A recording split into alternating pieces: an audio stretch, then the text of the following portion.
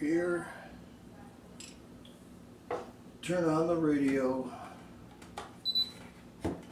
clear the electrical system.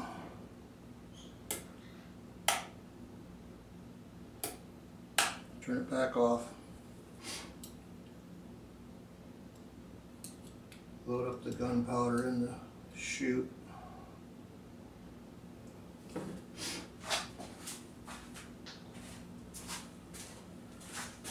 Put the gunpowder in the barrel.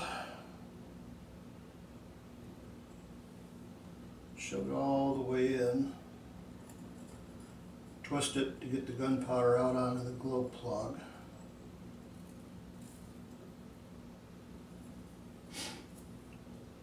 Tamp the powder into the barrel.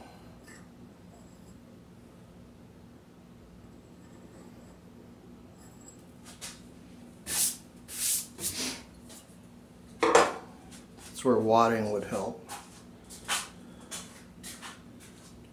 Then we fire.